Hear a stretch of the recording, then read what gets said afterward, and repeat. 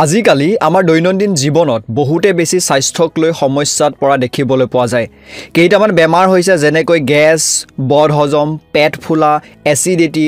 এনেকুৱা ধৰণৰ যিবিলাক বেমাৰ আছে সেইবিলাক আমাৰ খুবেই কমন হৈ পৰিছে। কাৰণ আমি সময়মতে খোৱা বোৱা নকৰোঁ, বেছি মছলাযুক্ত খাদ্য খাওঁ, ঘৰতকৈ বেছি বাহিৰত খাওঁ আৰু যিবোৰ ফাষ্ট ফুড, জাংক ফুড আছে সেই তেনেকুৱা ধৰণৰ খাদ্যবোৰ বেছিকৈ খোৱাৰ ফলত এনেকুৱা ধৰণৰ বেমাৰ আজাৰখিনিয়ে আমাক দেখা দিয়ে।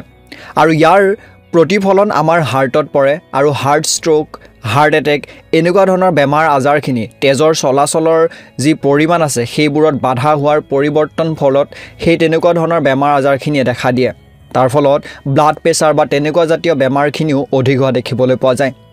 আপোনালোকলৈ মই দৈনন্দিন জীৱনত হেল্ডি হৈ থাকিবৰ বাবে বা স্বাস্থ্যক লৈ বহুতো ৰাশিফলৰ থ্ৰু দিয়ে হওক আপোনালোকক মই কিছুমান টিপছ দিবলৈ বা কিছুমান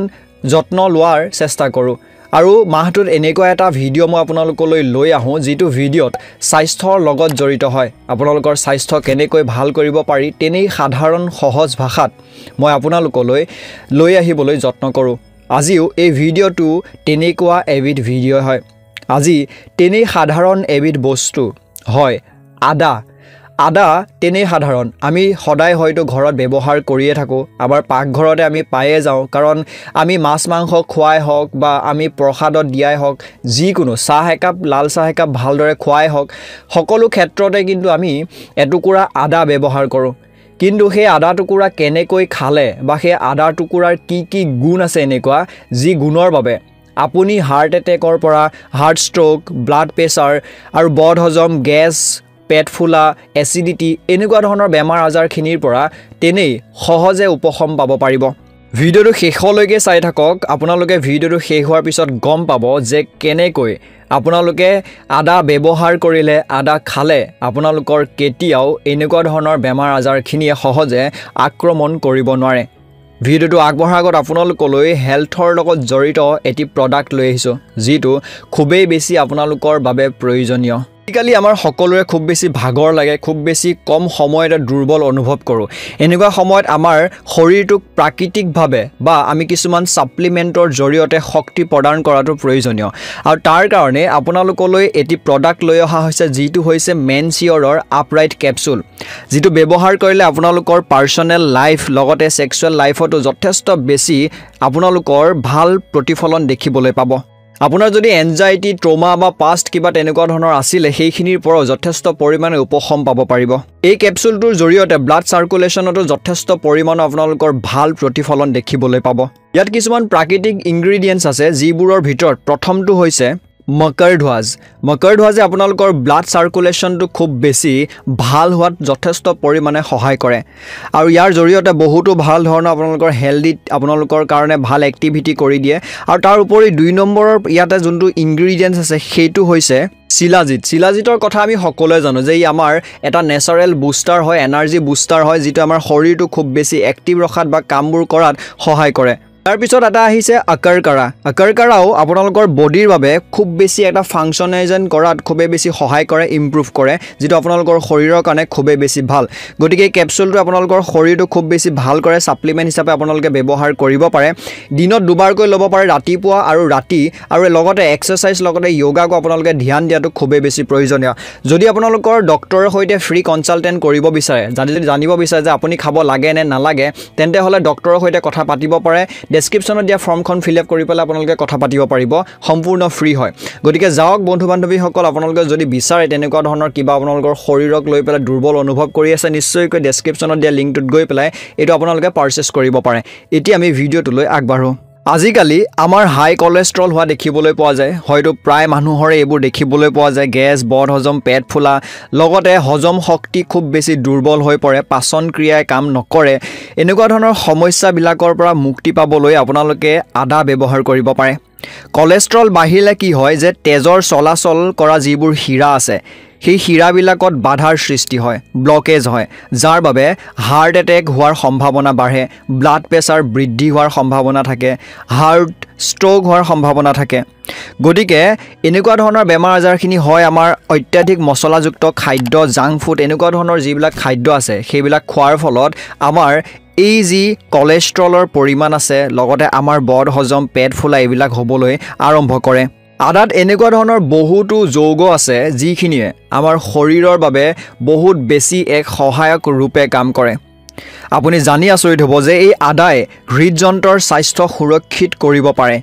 কোলেষ্ট্ৰলৰ মাত্ৰা কমাব পাৰে আৰু পাচনতন্ত্ৰৰ যি ক্ৰিয়া আছে সেই পাচনতন্ত্ৰৰ ক্ৰিয়াত যথেষ্ট পৰিমাণে আমাক হেলদি বা সুস্থ কৰি ৰখাত সহায় কৰে আমি সকাম বা তেনেকুৱা ধৰণৰ যিখিনি বস্তু আছে আমি যেতিয়া দেখিবলৈ পাওঁ যে সকামত যেতিয়া বুধমাহ বা তেনেকুৱা ধৰণৰ মাহত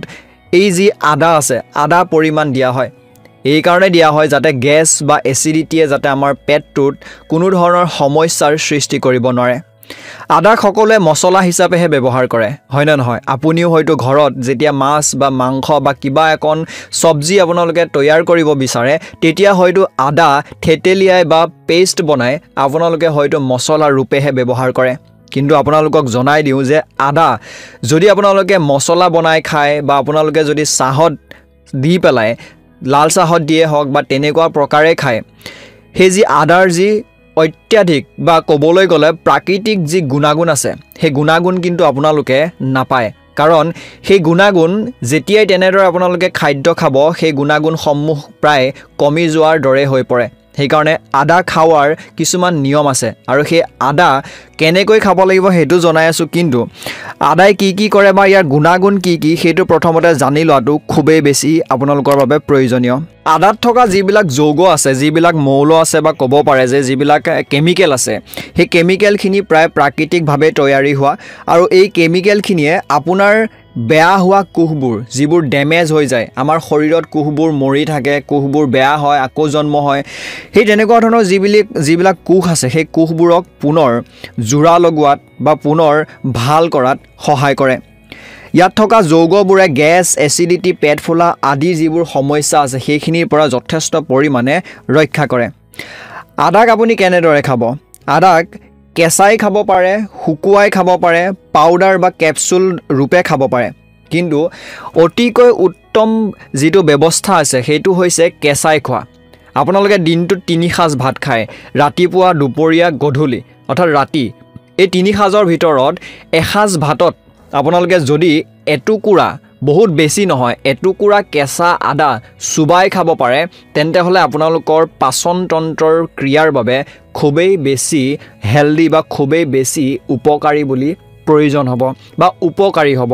গতিকে আপোনালোকে এটো ক'ব পাৰে যে দিনটোৰ 3 সাঁজৰ ভিতৰত এসাঁজত নিশ্চয়কৈ আদা খাবলৈ যত্ন কৰক কিন্তু এটা কথা মনত ৰাখিব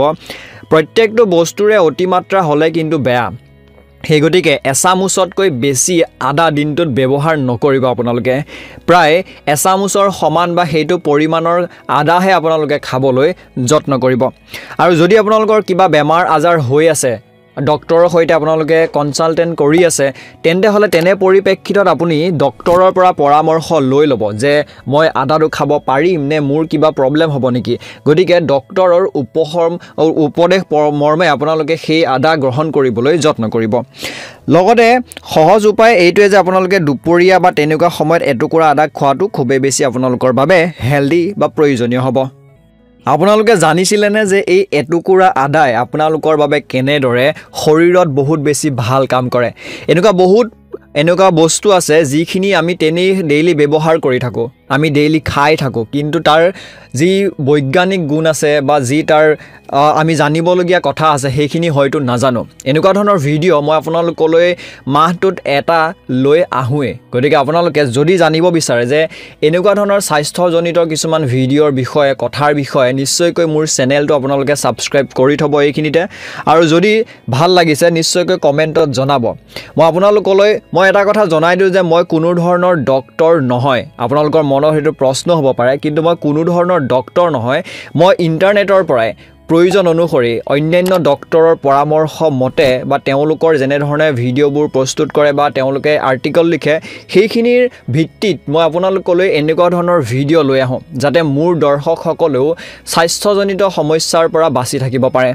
আপোনালোকে এনেকুৱা ধৰণৰ ভিডিঅ'বোৰ মোৰ পৰা বিচাৰেনে আৰু আশা কৰোঁ আপোনালোকে ডেইলি এটুকুৰা আদা যাতে গ্ৰহণ কৰে আপোনালোকৰ যদি এনেকুৱা ধৰণৰ সমস্যাখিনি হৈ আছে বা আহিবলগীয়া সময়ত যাতে নহয় তাৰ পৰা বাচিবৰ কাৰণে আশা কৰিছোঁ ভিডিঅ'টো ভাল লাগিছে যদি এটা লাইক কৰি দিব এইখিনিতে আৰু যদি আপোনালোকে 2025 বৰ্ষৰ ৰাশিফল চোৱা নাইকিয়া মোৰ চেনেলত গৈ 2025 বৰ্ষৰ ৰাশিফল এতিয়াই চাই ল'ব পাৰে ধন্যবাদ